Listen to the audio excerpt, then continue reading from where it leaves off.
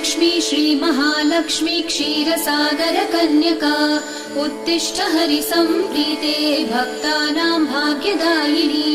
श्रीलक्ष्मी श्रीमहालक्ष्मी क्षीरसागरकन्यका उत्तिष्ठ हरिसम्प्रीते भक्तानां भाग्यदायिनी।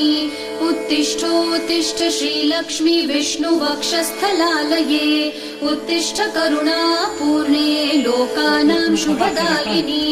उत्तिष्ठोत्तिष्ठ श्रीलक्ष्मी विष्णुवक्षस्थलालये उत्तिष्ठ करुणापूर्णे लोकानां शुभदायिनी।